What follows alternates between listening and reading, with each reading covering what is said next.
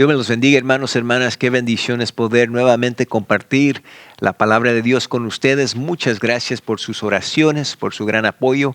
Quiero que sepan que todos ustedes permanecen en nuestras oraciones. Había un barco de pesca llamado Andrea Gale que dejó el estado de Massachusetts el 20 de septiembre de 1991. Se dirigía hacia el norte Atlántico. Y nadie en ese momento hubiera esperado que este barco de pesca nunca regresaría. En los días que siguieron, solamente el remanente de ese barco se recuperó. Y todos los 6 miembros que estuvieron sobre ese barco murieron. Una película, un libro y luego una película basada en esta experiencia salieron años después. Y el libro y la película tuvieron este tema: la tormenta perfecta. La tormenta perfecta. Se dice que las condiciones que se unieron para crear una tormenta perfecta en esta ocasión fue lo que causó que este barco de pesca tuviera esta prueba y tuviera este fin. La última transmisión de radio del capitán de este barco, Bill Tyne, llegó a las 6 de la tarde, octubre 28, 1991. Reportó sus coordinados al capitán de un barco que estaba a su lado. Y lo último que comunicó este capitán: ya viene con fuerza. Y obviamente el capitán se refería a esa gran tormenta. Ahora, hoy en día, esta expresión, la tormenta perfecta, se usa para describir situaciones en nuestras vidas cuando diferentes fuerzas se unen para causar una gran tormenta en nuestras vidas. Y esto viene a la luz porque en los últimos años nosotros hemos pasado por tormentas enormes, tormentas que jamás se habían visto, tormentas que nos mueven, que nos trastornan, que causan mucha dificultad y adversidad en nuestras vidas. Y la pregunta para nosotros los hijos de Dios es: ¿qué hacemos en medio de esas tormentas? ¿Cómo atravesamos esas tormentas? ¿Cómo manejamos los vientos? Y aquí, en este pasaje que estaremos leyendo hoy, podemos aprender del ejemplo que Jesús mismo nos deja.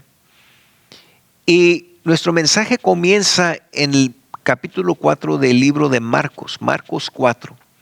Comenzando con los versículos 35 al 37, cuando dice: aquel día, cuando llegó la noche, les dijo: pasemos al otro lado.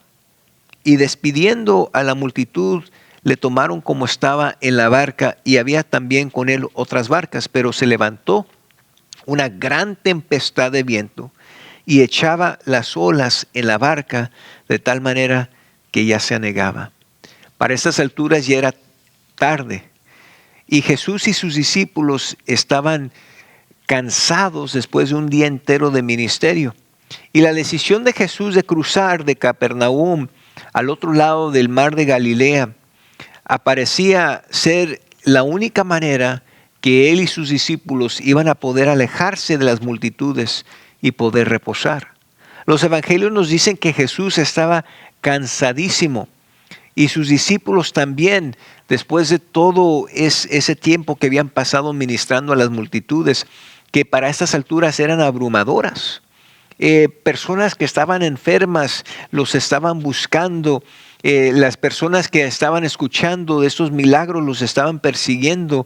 Y Jesús, nos dice la Biblia que las multitudes crecieron de tal grado que tuvo él que meterse sobre un barco y alejarse un poco para poder comunicarles y predicarles a la multitud entera.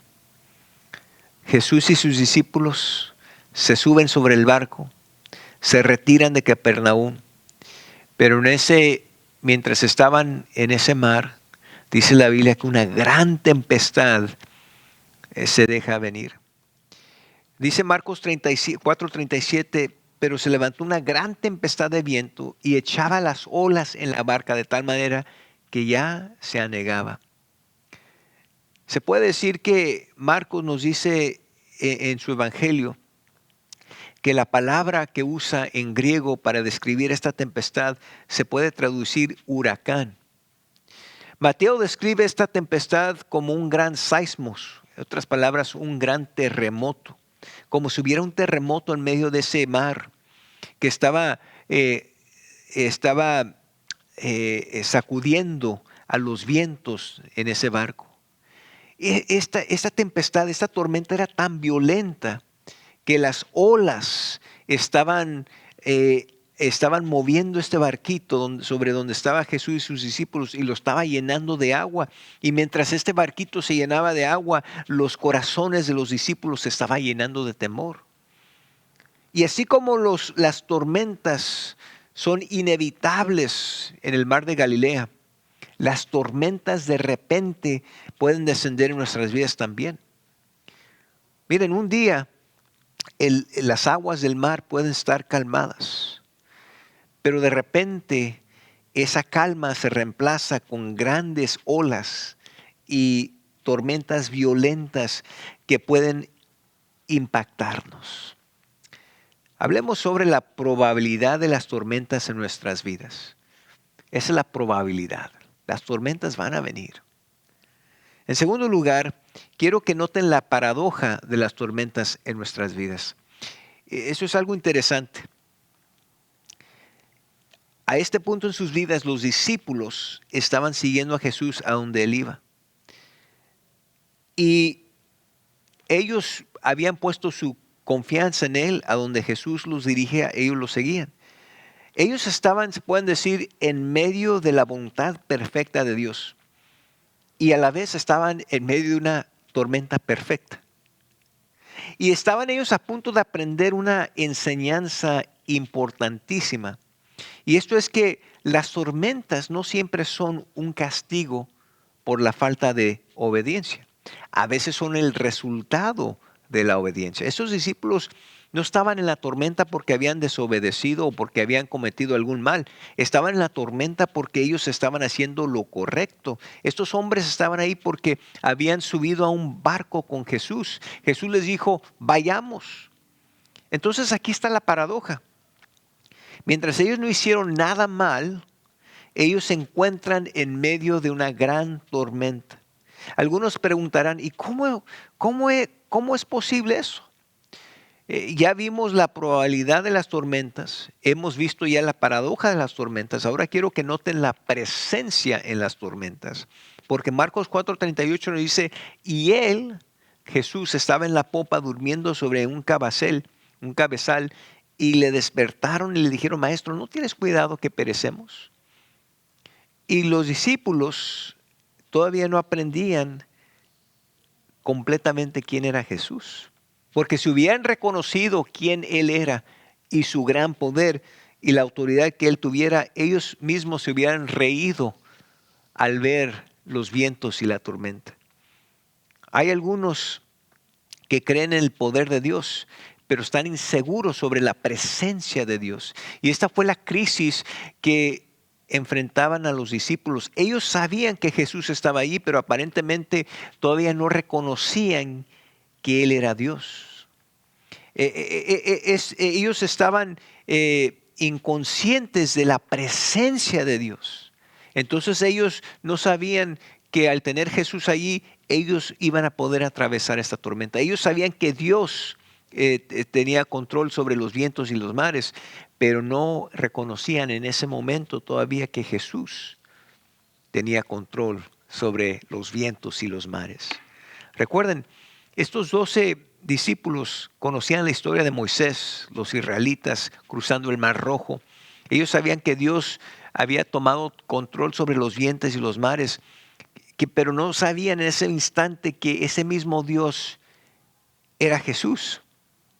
Entonces, al no reconocer esto, que Jesús era Emmanuel, Dios con nosotros, en ese barco donde esa tormenta había atrapado ese barco, ellos estaban paralizados por su temor. Entonces, miren, aquí tenemos la probabilidad de las tormentas, la paradoja de las tormentas. Acabamos de ver la presencia de las tormentas. Ahora vamos a ver la paz en las tormentas. Dice el versículo 39, dice que Jesús se levantó y dice que él mismo le dice a los vientos, paz, calmen. Y dice la Biblia que en ese momento los vientos cesaron y se dejó venir una gran calma. Marcos nos dice que Jesús, él exhortó al viento como un padre exhorta a un hijo rebelde. Y de la misma manera que Jesús hizo esto a lo largo de su ministerio. Y ¿saben qué? Este es una increíble exhibición del poder milagroso que debió de haber calmado no solamente la tormenta, sino también los temores adentro de los discípulos. Salmos 89:9 dice, tú tienes dominio sobre la breveza del mar. Cuando se levantan sus ondas, tú las sosiegas. Salmo 107:29 dice, cambia la tempestad en sosiego y se apaciguan sus ondas. Y es precisamente lo que Jesús hizo. Él apaciguó, Él calmó, Él tomó autoridad sobre los vientos y las tormentas, pero también al mismo tiempo, Jesús trajo claridad en las mentes y los corazones de los discípulos quién Él era, que Él es Dios. Y saben, muchas veces nosotros nos preguntamos que si Jesús trajo esta tormenta simplemente para calmarla en frente de sus discípulos y ayudarles a fortalecer su fe. Miren, las tormentas son parte natural de nuestras vidas. Las tormentas van a venir, aunque nosotros queramos o no. Y cuando las tormentas vienen, lo único que nosotros podemos hacer es cómo vamos a responder. Por ejemplo, si viene la lluvia, uno puede tomar un paraguas y tratar de cubrirse. Pero en realidad las tormentas vienen. Entonces no creo que esto fue algo que resaltó con el simple hecho de que Jesús les diera esa señal, sino que Jesús aprovechó ese momento en medio de esa tormenta para enseñarle a sus discípulos quién Él era. Miren, ya hemos visto la probabilidad de las tormentas, la paradoja en las tormentas, la presencia en las tormentas, la paz en las tormentas, el propósito de las tormentas. Y ahora quiero que veamos el producto de las tormentas en nuestras vidas. Nos dice Marcos 4:40 y 41, dice, y les dijo, ¿por qué estáis así amedrentados? ¿Cómo no tenéis fe? Entonces temieron con gran temor y se decían el uno al otro, ¿quién es este que aún el viento y el mar le obedecen? Ahora, quiero que noten aquí que Jesús era más noble con sus discípulos que fue con el viento. Porque cuando Él amonestó al viento, a sus discípulos simplemente les hace dos preguntas. Les pregunta, ¿por qué estáis así amedrentados? ¿Cómo no tenéis fe? Y con esas preguntas Jesús está revelando una verdad espiritual, que lo opuesto de la fe no es incredulidad. Lo opuesto de la fe no es incredulidad. Lo opuesto de la fe es temor. La fe, cuando uno cree, eso crea confianza, pero la incredulidad crea temor. Esencialmente lo que Jesús está diciendo es, ¿por qué tienes miedo? ¿No confías que Dios tiene el poder y que yo tengo el poder para salvarte? Y miren, los discípulos aparentemente asumieron que Jesús era indiferente y que ellos no entendían el temor que ellos sentían. Sin embargo, Jesús ya lo sabía, lo detectaba. Muchas traducciones de la Biblia de este pasaje nos dicen que los discípulos estaban no solamente atemorizados, tenían terror. Y cuando se dieron cuenta inmediatamente que estaban en presencia de Dios mismo, que ellos nunca se imaginaron quizás tener el poder, que de alguien estar en presencia de alguien que tenía el poder que podía calmar los vientos violentos. Y ahora su temor de la tormenta se cambia a un temor santo, porque se dan cuenta que están en presencia de Jesús, Dios mismo.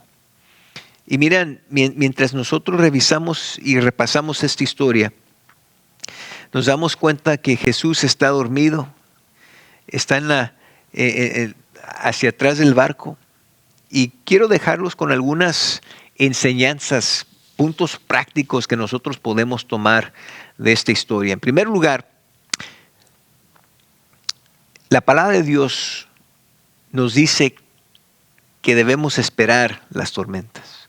El Nuevo Testamento nos ofrece muchas advertencias sobre los mares violentos. Miren, Santiago nos dice en su epístola, nos dice: hermanos míos, tened por sumo gozo cuando os halléis en diversas pruebas. Pedro también nos dice en su epístola: amados, no os sorprendáis del fuego de la prueba que os ha sobrevenido, como si alguna cosa extraña os aconteciese, sino gozaos por cuanto sois participantes de los padecimientos de Cristo, para que también en la revelación de su gloria os gocéis con gran alegría. Y Cristo nos da la clave para sobrevivir las tormentas en esta historia. En la historia de los dos fundamentos, si recuerdan, uno edificó su casa sobre la arena, el otro edificó su casa sobre la roca. Y la arena representa los valores de un mundo caído, apartado de Dios, que se mueve, que no es sólido, mientras la roca representa la verdad inquebrantable de Dios. Y cuando vienen las tormentas, la casa que fue edificada sobre la arena rápido se derrumba. Pero la otra casa que fue edificada sobre la roca se mantiene, aguanta aún los vientos y las tormentas violentas. Miren, lo mismo ocurre en las vidas de personas. Cuando una persona edifica su vida sobre la roca, quien es Cristo, y su palabra, vienen las tormentas y la persona se mantiene fiel, se mantiene obediente, se mantiene fortalecida. Pero cuando la vida de una persona está edificada sobre la arena, viene la tormenta más leve y esa persona ve su vida derrumbada. Jesús dijo en Hebreos 13:5, no te desampararé ni te dejaré. Mateo 28:20 nos dice Jesús, y aquí yo estoy con vosotros todos los días hasta el fin del mundo. Estas son las promesas.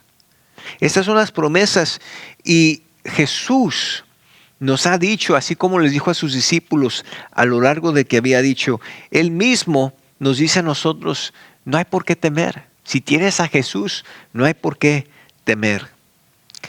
Miren, ellos tenían en esta experiencia, al ver a Jesús calmar la tormenta, al reconocer que Jesús era Dios, al atestiguar ese poder sobrenatural, esos discípulos habían crecido, habían madurado, su fe había crecido de tal manera que ellos mismos ahora se daban cuenta exactamente, precisamente con quién estaban, a quién seguían, a quién servían. Ellos habían poseído una fe más madura ese día en el barco. Y saben, ellos también tenían que aprender y entender que el temor solamente se apaga con la fe.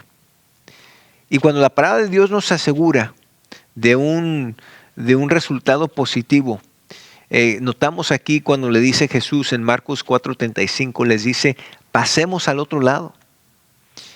Y miren lo que dice el pasaje en Marcos 5:1.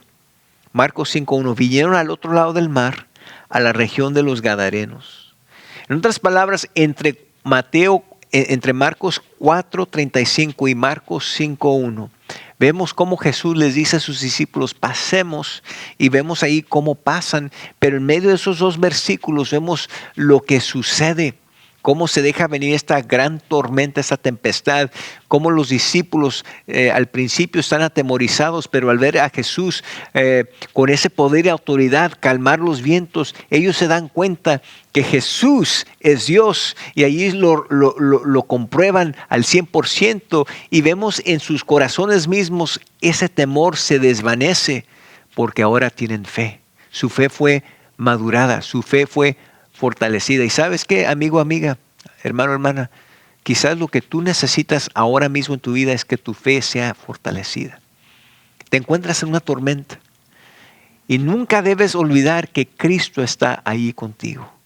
Si tú has recibido a Cristo como Salvador de tu vida, Cristo reside en ti. El Espíritu Santo de Dios mora en ti. Tú no estás solo. Tú no estás sola. Cristo está contigo. Nosotros vamos a atravesar las tormentas y vamos a llegar, porque donde Cristo nos lleva siempre, a donde Él nos dirige siempre, siempre nos lleva. Me quiero concluir hoy haciéndote una pregunta. Estos discípulos estaban en el barco con Cristo. Cuando se deja venir esta tormenta, Cristo estaba ahí con ellos. La pregunta para ti es, ¿está Cristo en tu corazón? Porque si tú quieres superar las tormentas, si tú quieres tener la certidumbre de que venga cual tormenta que venga, que Cristo va a estar ahí contigo, tú necesitas asegurar que Cristo está en tu corazón.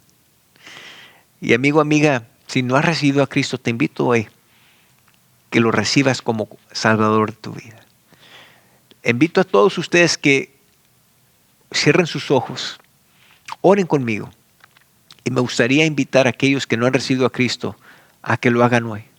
Porque ese es el primer paso.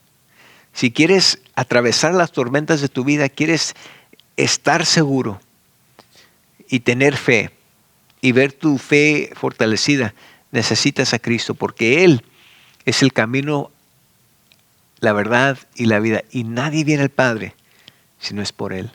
Él es el único que te puede atravesar y te puede llevar al cielo por la eternidad. Buen Dios, te damos gracias por este mensaje.